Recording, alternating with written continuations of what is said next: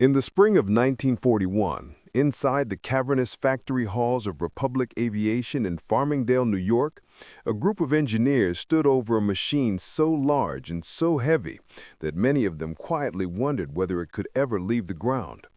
The prototype was called the XP-47B, and at first glance had looked less like a fighter and more like an armored bank vault with wings. It weighed over 7 tons fully loaded, nearly twice as much as the P-40s and Spitfires then fighting in Europe. And at its nose sat a monstrous Pratt & Whitney R2800 Double Wasp, an 18-cylinder radial engine so powerful it required a 12-foot propeller just to convert its torque into useful thrust. Test pilot Gilmore C. Smith walked around the prototype on the morning of its first high-speed run, tapping the armor plates that lined the cockpit tub, the bullet-resistant windscreen, and the thick firewalls surrounding the engine. "Feels like I'm flying a safe," he muttered, but there was admiration in his voice. He knew this machine wasn't built for elegance, it was built to survive. When the Double Wasp erupted to life for the first time, the entire hangar vibrated. Mechanics stepped back as the propeller formed a shimmering disk, its roar drowning conversation and rattling metal tools. The XP-47B began to roll, gathering speed down the runway, its wheels digging into the tarmac as if resisting the idea of flight. And then, with a final surge, the massive aircraft lifted into the sky. 30 minutes later, Smith landed with a grin. "It flies," he said simply. The men around him cheered. The Air Corps had doubted Republic, had said no aircraft that heavy could dogfight, but the engineers had other ideas. The design philosophy behind the Thunderbolt was unlike any other fighter of the era. The United States Army Air Forces wanted a machine that could escort bombers deep into enemy territory, absorb punishment, deliver firepower, and bring its pilots home even when shot to pieces. To make that possible, Republic's engineers built the XP-47B like a tank. A 14-millimeter steel plate protected the pilot's back. Additional armor surrounded the oil cooler and fuel pumps. The self-sealing fuel tanks, layered with vulcanized rubber, could be punctured by machine gun fire and still close themselves within minutes. Most importantly, the radial engine itself acted as a massive shield, unlike liquid-cooled inline engines such as the Merlin, which could be killed by a single rifle bullet to the coolant system. The Double Wasp could lose cylinders and keep running. It was the perfect engine for a fighter expected to fly through flak and come out alive.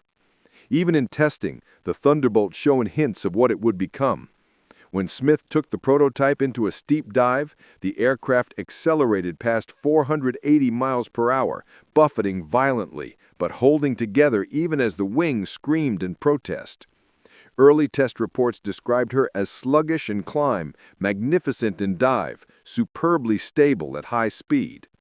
Engineers refined the design through 1942, enlarging the turbocharger, lengthening the fuselage, and installing 8.5 caliber Browning M2 machine guns, 4 in each wing, the heaviest armament of any American fighter at the time. The improved version, the P-47C, rolled off the line in early 1943, soon followed by the even more formidable P-47D, which became the dominant model in Europe. But not everyone believed in the Thunderbolt at first. Newly assigned pilots in the States looked at the hulking aircraft and groaned. "She's a tractor with wings," one trainee said. They struggled with the long takeoff runs and heavy controls, cursing the airplane's sheer mass. Yet instructors insisted the weight was not a curse, but a promise. "The jug will keep you alive," veterans said, using the nickname that would define the aircraft forever. "She may not dance like a Spitfire, but she'll get you home." Meanwhile, across the Atlantic, the air war over Europe was intensifying. The 8th Air Force was sending unescorted B-17s and B-24s deep into Germany, and the losses were brutal. What the bombers needed was a fighter that could go the distance, dive like a meteor, and take hits without becoming a fireball. The Thunderbolt was the answer, if it could reach the fight in time. In March 1943, the first shipment of P-47Cs arrived in England, assigned to the 56th Fighter Group, commanded by the tough, analytical Hub Zemke. Zemke studied the plane's strengths and weaknesses and devised a new tactic that would soon become legendary. Use altitude and weight to dominate in the dive. We cannot turn with the Bf-109 or the FW-190, so we won't. We will strike from above and leave before they know we were there. The P-47s needed long-range radios installed, and their turbochargers had to be recalibrated to avoid choking in the damp English climate. But once tuned, they began flying escort missions over the Channel, climbing steadily to meet the German fighters. On April 15, 1943, the P-47 flew its first combat mission over Europe, a sweep over Caen. The pilots returned grinning, exhilarated by the power of the new machines. Within weeks, Zemke's men were patrolling as far east as the Rhine. The Thunderbolt was proving its worth. Then came the reports that stunned even the designers. Pilots were returning from missions with dozens, sometimes hundreds of bullet holes in the wings and cowling, gashes from 20mm cannon shells, belts of 7.92mm rounds stitched across the fuselage, and yet the planes flew. A P-47D from the 78th Fighter Group returned in May 1943 with over 150 holes, an oil line severed, and half a cylinder missing. But the pilot survived. Zemke walked around the wrecked machine, running his hand across the torn metal. "That," he said, "is why we fly this airplane." By mid-1943, the Thunderbolt had earned its reputation: heavy, rugged, unstoppable. The men who flew it began to trust the armor more than they trusted luck. They learned that the Jug didn't care how many bullets it took. As long as the pilot kept his nerve, the machine would bring him home. And in the skies above Europe, where survival often came down to inches and seconds, that promise was worth more than speed, more than beauty, more than any myth told by other fighter pilots. The P-47 was built to endure. And soon, as the war pushed into France and beyond, it would be tested in ways even its creators had never imagined. When the first Thunderbolts of the 56th Fighter Group arrived at RAF King's Cliff in the spring of 1943, England was still wrapped in the gray chill of early April, the fields soaked with rain and the air crawling with exhaust from trains and trucks feeding the 8th Air Force. The pilots of Zemke's Wolfpack gathered around their new aircraft with mixed expressions, some impressed by its size, others quietly horrified. The P-47 dwarfed every other Allied fighter on the field. Parked beside a Spitfire Mk9, it looked like an armored brawler standing next to a fencer. "Does it really fly with all that weight?" one pilot murmured. The crew chief next to him smirked. "Sir, it doesn't just fly, it refuses to die." The first combat escort missions revealed the truth quickly. The Thunderbolt was indeed slow to climb. German FW-190A4s and Bf-109G6s could spiral upward far more quickly, and the Luftwaffe pilots took advantage, diving from the sun to attack from above. But once the P-47 reached altitude and leveled off at 25,000 feet, the double Wasp roared like an unleashed animal.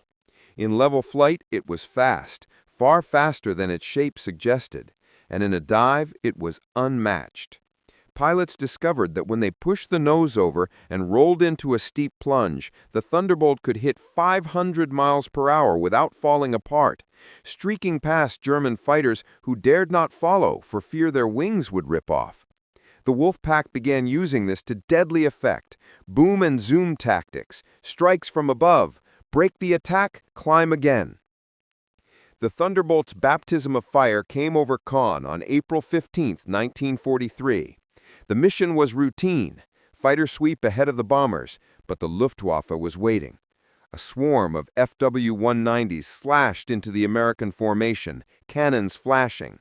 Captain Frank Euler felt his Thunderbolt shudder as shells slammed into his left wing, his cockpit filled with smoke.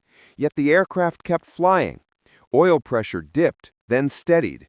He rolled inverted, dove hard to escape, and found that despite the damage, the controls still responded. He limped home across the channel, leaving a black smoke trail all the way to the coast. Inspectors counted more than 55 holes in his machine. Euler climbed down from the cockpit, knees shaking, and said only, "If I'd been in a P-38, I'd be dead." That same month, Francis Gabi Gabreski, a young Polish-American pilot with sharp instincts and a sharper tongue, made his first real test of the plane's toughness. On a mission over France, his P-47 was hit repeatedly by 20mm cannon fire. A round punched through the cowling, shredding the ignition wires. Another ricocheted off the armor plate behind his seat. A third tore into the right wing root. Gabreski lost turbocharger control and dropped out of formation, but the double wasp coughed, birched black smoke, and kept going. Gabreski glided the crippled aircraft for nearly 50 miles, coaxing power from what felt like a dying engine. When he finally landed at Manston, a ground crew sergeant stared at the wreck and muttered, "She's got no right to still be in one piece." Gabreski simply shrugged. She wanted to come home. The news spread quickly through the fighter command huts. The P-47 was nearly impossible to kill. Unlike the P-51 Mustang or P-38 Lightning, whose liquid-cooled engines could be disabled by a single rifle round to the radiator or coolant lines, the radial double wasp could lose cylinders entirely and continue running on the remaining power strokes. And the Thunderbolt's designers had placed every vital system, oil cooler, intercooler doors, fuel lines, battery, oxygen bottles, behind thick aluminum and armor plating. It was a fortress with wings. Pilots found themselves doing things they would never try in other planes. They flew lower. They stayed in flak longer.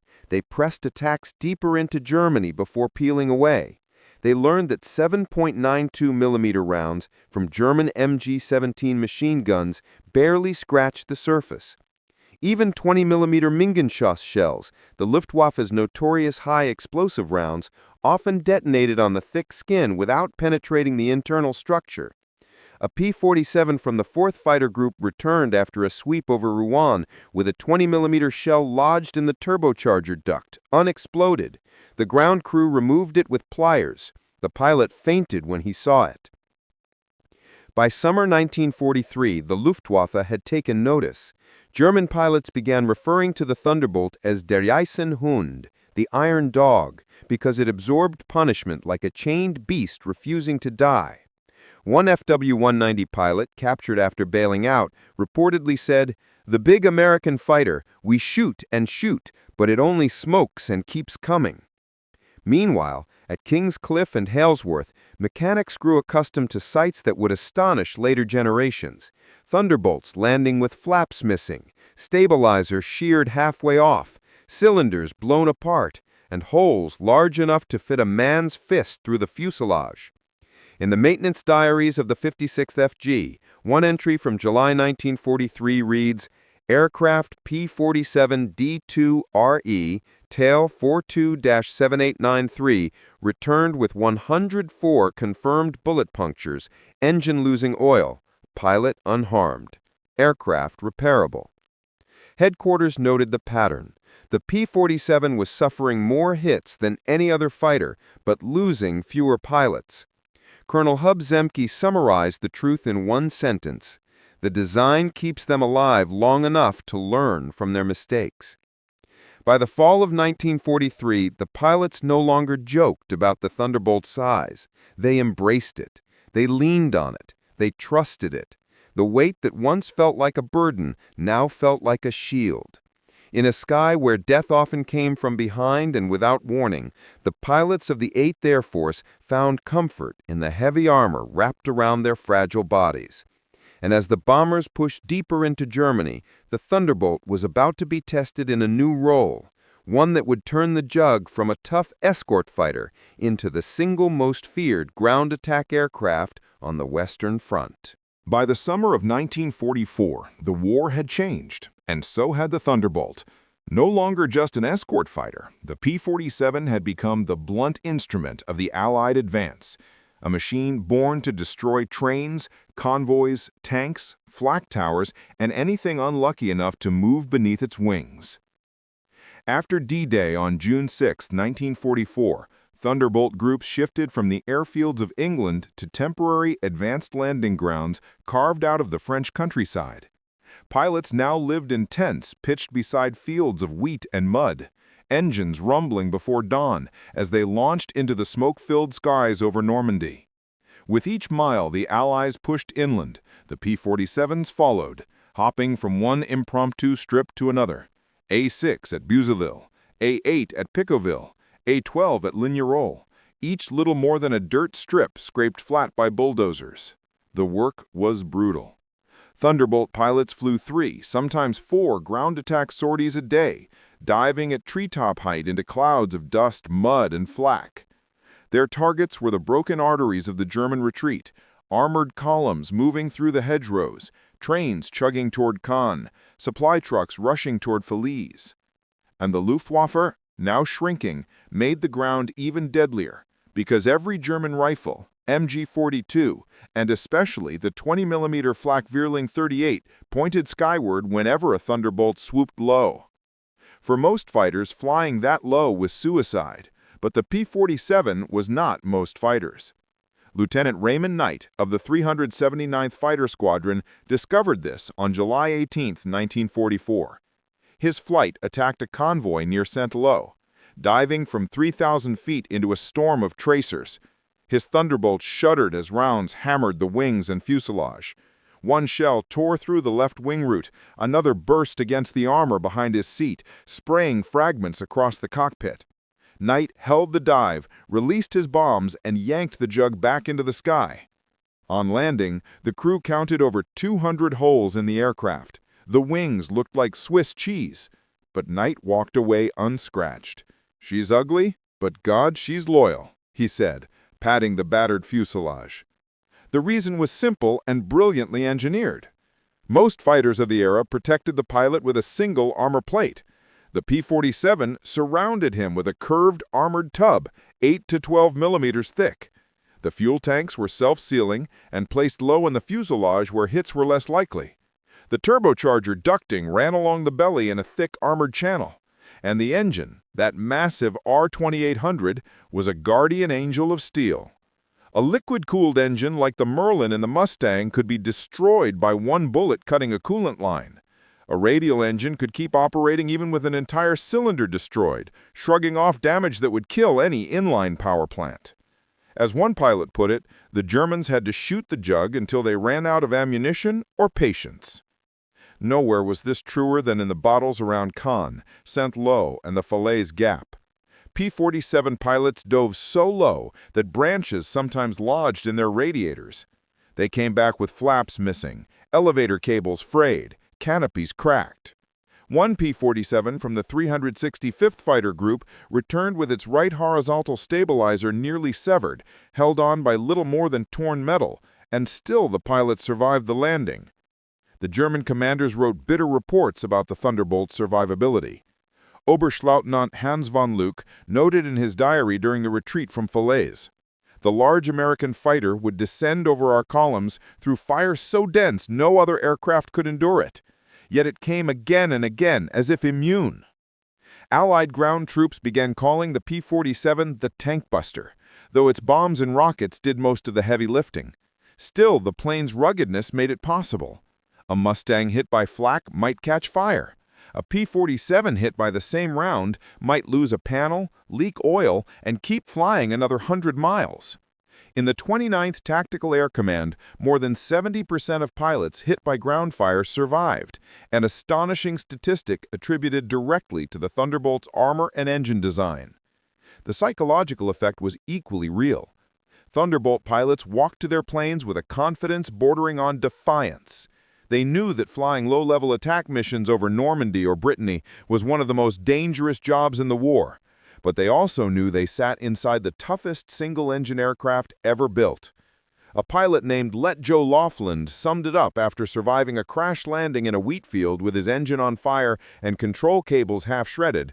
"If I'd been in anything else, I wouldn't be telling you this." By September 1944, the Allies pushed beyond the Seine into Belgium.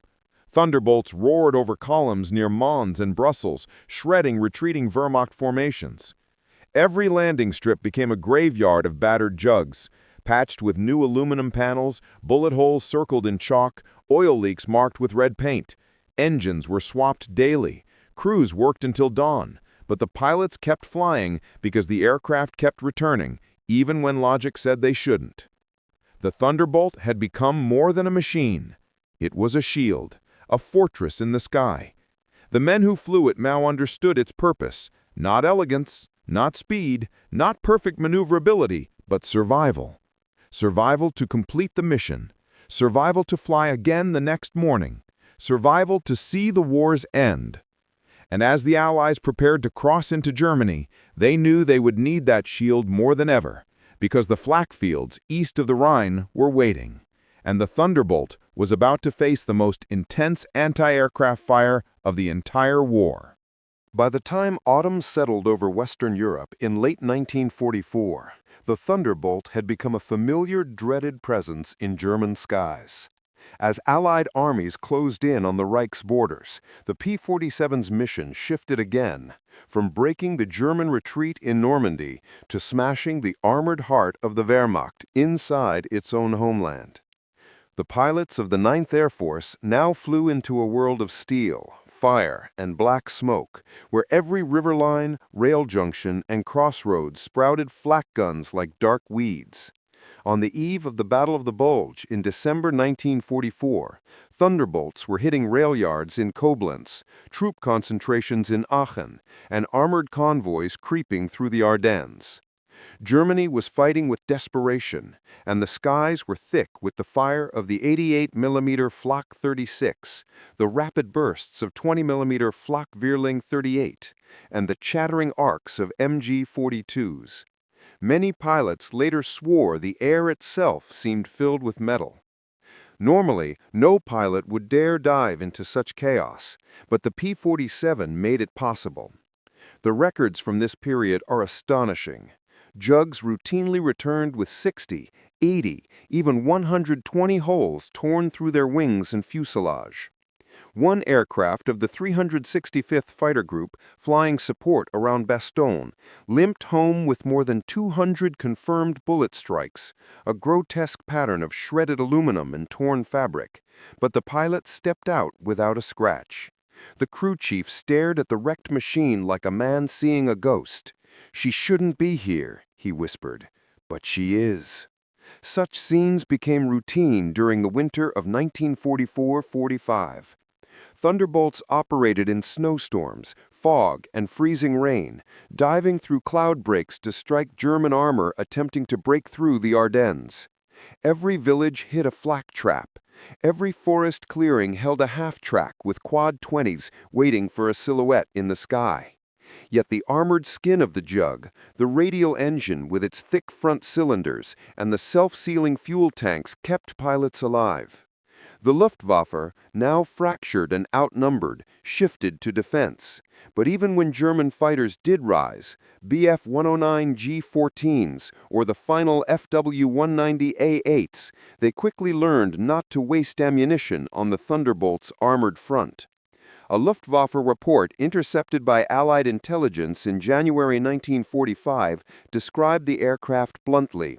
American P-47 requires sustained fire, aim for tail surfaces or canopy. Engine and fuselage frequently resist 20mm shells.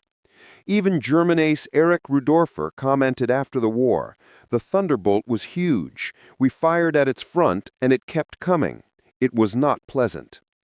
On the Allied side, the 56th, 78th, 358th, and 362nd Fighter Groups tore across Germany in near-constant sorties. They strafed trains in the Ruhr Valley, bombed tank depots, and destroyed thousands of trucks trying to reinforce the Western Front. The Jug thrived in this brutal work. Its thick wings held heavy bombs, 500-pounders, even 1,000-pounders, and its 8.50 caliber Brownings ripped through locomotives and armored cars with frightening reliability. Pilots learned to trust the aircraft with their lives. Captain Robert S. Johnson, already a legend by 1944, survived dozens of missions with flak holes peppering his machine. Once, his P-47 returned with half the rudder gone, both wing roots torn open, and the oil pressure near zero. He still managed to land.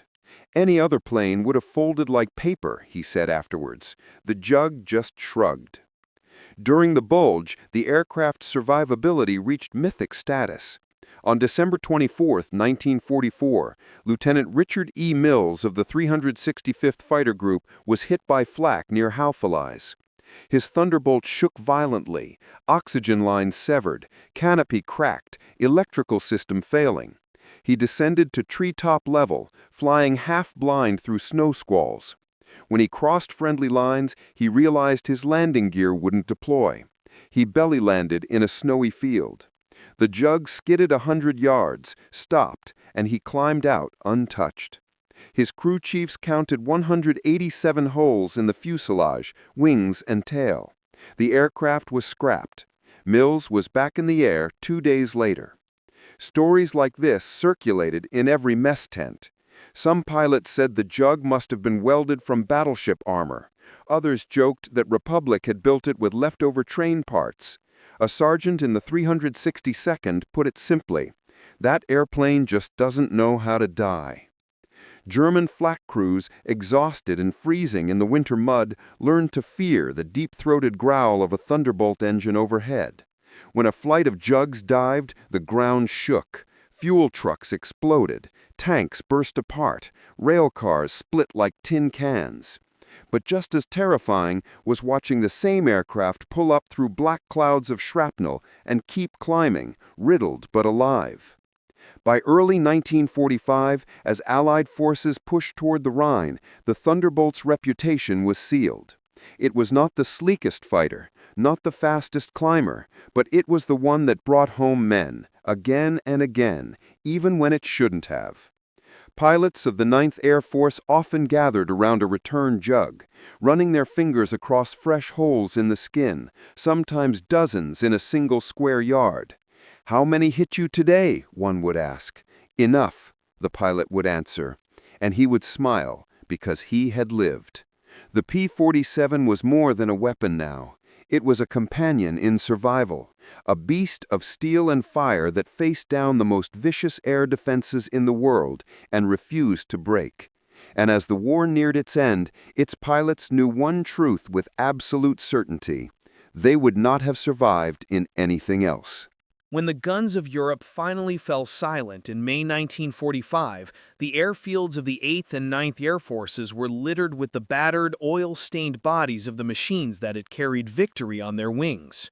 Among them, the P-47 Thunderbolt stood alone, massive, scarred, and unmistakable. Some sat with patched fuselages dull under the spring sun.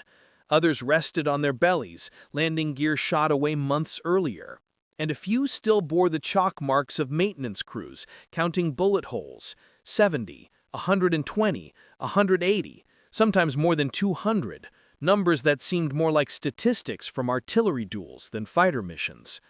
By the war's end, 15,683 P-47s had rolled off assembly lines, more than any other American fighter.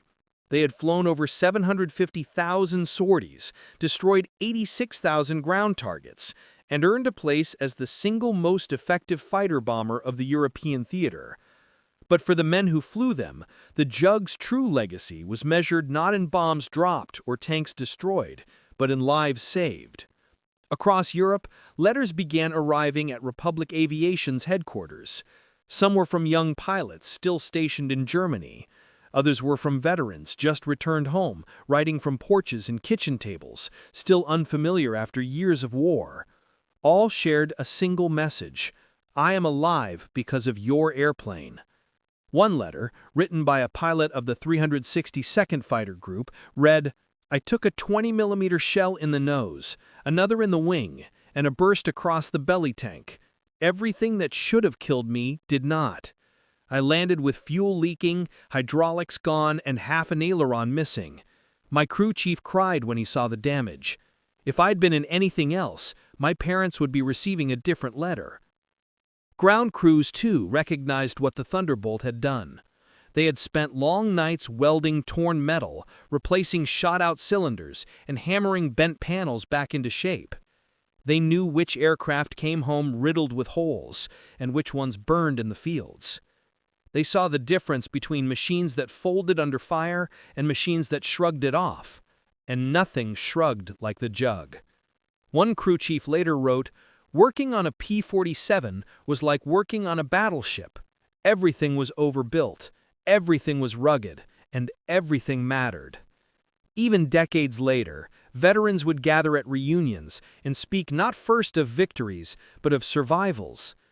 They recalled the smell of oil in a burning cockpit, the scream of flak tearing through aluminum, the shudder of the airframe as cannon shells slammed into the wings. They remembered glancing at fuel gauges and feeling hope because the tank was self-sealing, watching oil pressure dip and rise again because the double wasp refused to quit, hearing the engine cough but never die, even with cylinders blown open. Stories accumulated like myths, but each one was true. One P-47 returned to base with 9 cylinders dead and the propeller locked at half pitch. Another came home with its turbo supercharger completely severed, the ducting hanging like broken ribs. A pilot from the 373rd Fighter Group limped 70 miles back to base with a 3-foot hole in the right wing and a missing flap. He later said, "I wasn't flying her, she was carrying me." After the war, the Thunderbolts served in the Air National Guard and in foreign air forces, from France to Brazil. But the jet age was coming, and by the early 1950s, the last Jugs were retired. Many were scrapped, flattened under hydraulic presses, or sold for scrap aluminum. Yet a few survived, restored, repainted, displayed in museums across America. Visitors today see the hulking fuselage and the massive radial engine and marvel that such a machine ever flew. But only those who know the stories understand what they are really looking at. Not a relic, not a curiosity, a miracle of engineering, one that protected thousands of young men in the most hostile skies on Earth. In the Smithsonian National Air and Space Museum, a preserved P-47D sits beneath soft light, its metal skin polished but still bearing faint scars. A small plaque beside it lists specifications, weight, horsepower, armament, but that dry list can never convey what the aircraft truly meant. To understand, you must stand close enough to see the thickness of the armor behind the cockpit. You must trace the lines of the engine cowling with your eyes and imagine it absorbing a storm of bullets meant for the man inside. You must picture what it looked like returning from a mission. Smoke trailing, panels flapping, holes punched clean through the wings, yet still alive, still flying, still bringing its pilot home. One of the last surviving Thunderbolt aces in an interview from the 1980s was asked how he remembered the aircraft. He paused for a long time, his eyes narrowing as if trying to see across the decades of distance. Then he said, "You don't remember a machine like that. You remember what it did. You remember climbing out after a mission, touching the skin, feeling the heat, and knowing it took everything they threw at you, and you're standing there because it refused to let you die." That is the Thunderbolt's legacy, not just a record of kills or sorties, but a bond etched in steel and fire, a promise fulfilled again and again over France, Belgium, and Germany, a testament that in the most violent chapter of human history, survival could be engineered, courage could be reinforced, and a young man's life could depend on the stubborn, unbreakable heart of a machine built to endure the impossible.